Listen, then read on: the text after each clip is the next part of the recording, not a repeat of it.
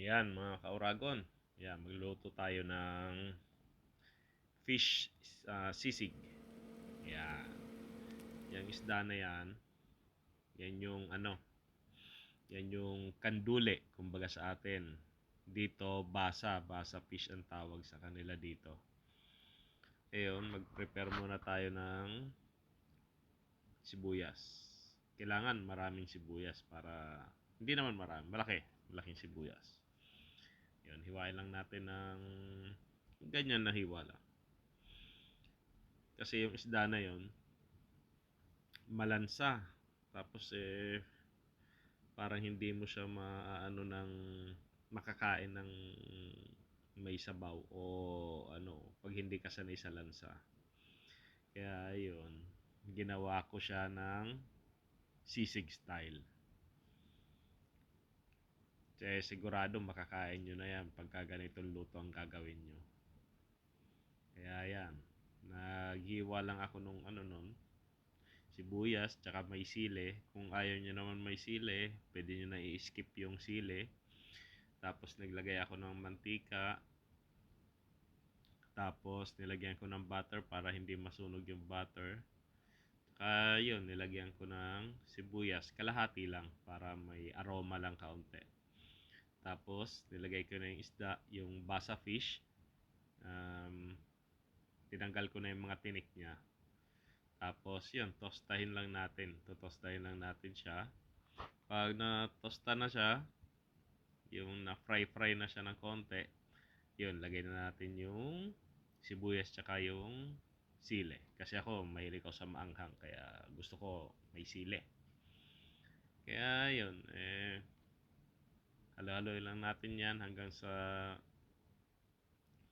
well combine yung mga natin, sibuyas tsaka sili. Tapos, yun lang, lang natin yung hanggang sa maluto rin yung sibuyas.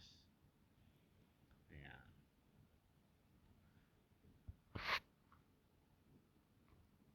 Tapos niyan, titimplahan pa natin siya ng titimplahan pa rin natin siya ng pang lang, para panlasa.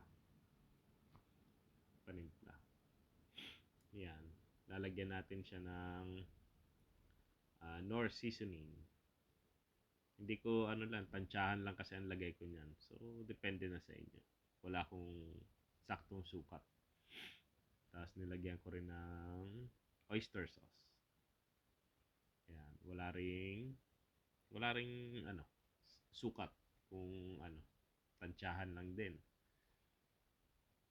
Tsaka nilagyan ko rin ng soy sauce, dark soy sauce.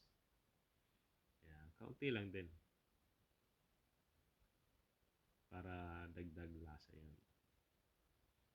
Tapos, yun, lalagyan din natin siya ng paminta.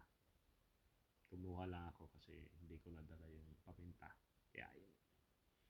Lagyan natin mga 2 pinch lang ng paminta, okay na yun. Ayan. Tapos haluin lang natin ulit para syempre makombine yung mga panimpla natin, yung pampalasa. Yun. Tsaka sigurado makakain nyo na talaga to.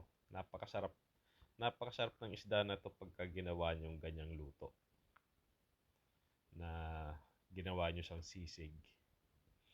Tapos, kasi na-try ko siya gawing paksiw. Grabe, hindi ko kaya yung lansa. Kaya yun.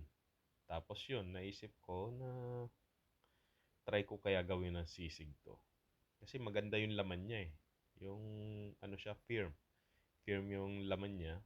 Hindi siya durog. Kaya yun. Yan ang naisip kong